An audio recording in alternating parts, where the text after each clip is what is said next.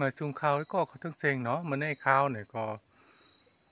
ตือตันแทงเอาอ่ะมันจะว่าตั้นก่อนนะกันเอาเจ้าเนี่ยก็เดี๋ยวอ่อนมาหาเห็บกุ้ยกาเนี่ยในเทมใจเห็บต้อมเนาะที่เป็นเห็บนกยุงมอนไข่วันนี้ค่ะกับปลาข้าวในก็อ่าเห็บนกยุงมอนไข่ในก็เลยยินข่าวว่ามันออกมาทางกำหนึ่งเย้าไม่แน่เนี่ยก็เดี๋ยวอ่อนกันว่าหาช็อกหาด้วยว่ามันจะมีเนาะไม่เหลือแน่มันไปหุยอีแล้วแน่ว่าตั้งนั้นในที่มีเนี่ยมีหูข่าวว่ามันออกกันนั่นค่ะกำหอดด้วยกันเนาะเพราะสังว่ามันไหลเนาะมาสงค่ะ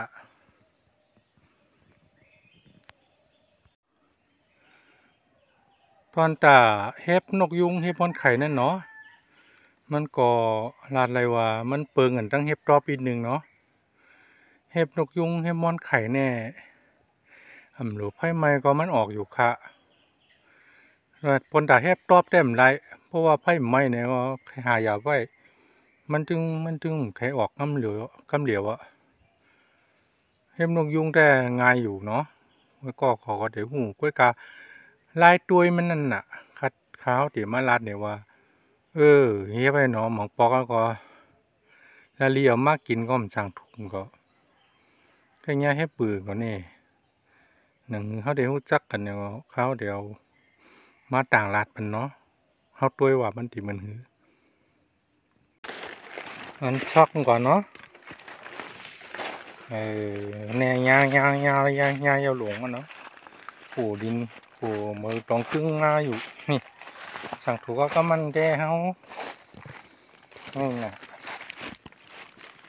โหเป็นอยู่ว่ามีช่องหลวงห้าวันนั้นอืม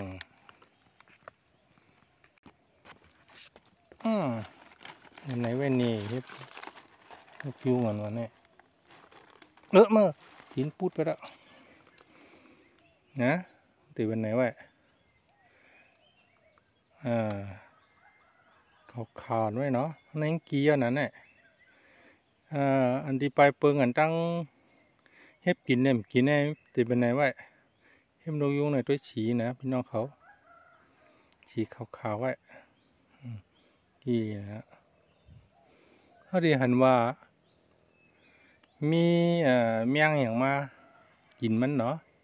นั่นบอกว่ามันกินอะไรวันไหนกว่ามันจะให้บือ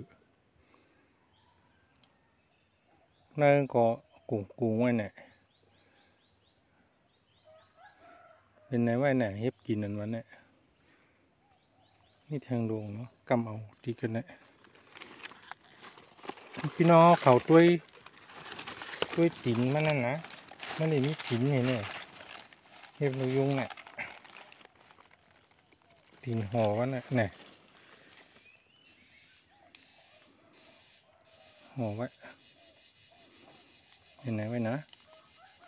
เขาขาไว้หลังมันก็ใครเลื่อมมันไว้นะเดี๋ยวกลับกับวันไหนไว้อันนี้เป็นกาบห่อมันอันที่มันหงเป็ดกำป่น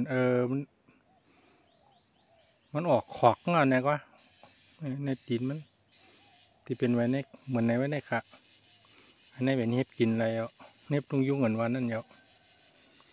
งานต้องเดี๋ยวอะไรสองดอกนั่นทำติดชอกหาแทงเนาะพุ่น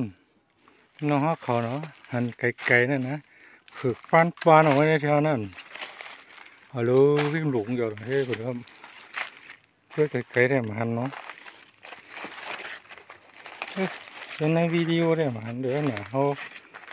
ไปกดซูมมันเอากว่าฮัลโหลกี่หลงอยู่เนี่ย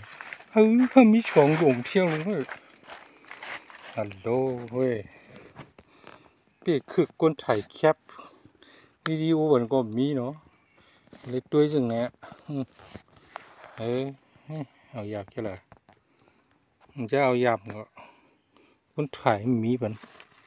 นี่นะเขาตีเอาละดูวิวเก๋เฮ้ยหลวงมันได้กินน้ำห่านเจอดีหน่อยเฮ้ปอตานะอีหลวงนะดูเฮ้ยเข้มนะเนาะ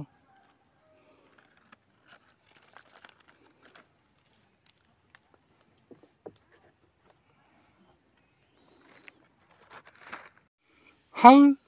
สัมปดิ่งบ่ไม่เองขึ้นมาเทียงเอาหรออีฮัลโหลแฟบไหนเนี่ยญาเทียงเอาเฮาเดี๋ยวหือน้อยถ้ามีตาปูหนูไหนรู้ไกลๆไว้แล้วนะเดี๋ยวอยู่นั่นอะไรกันก็สู้กันอยู่คำตาผมหวังว่าน้อยฮัลโหลครึ่งไหนเห็บนกยุงมันไข่นั่นในหนาลักแมบผมก็ในหนาคือแกอีมองกันในทางอินฮีกันนั้นทางอินฮีคือแก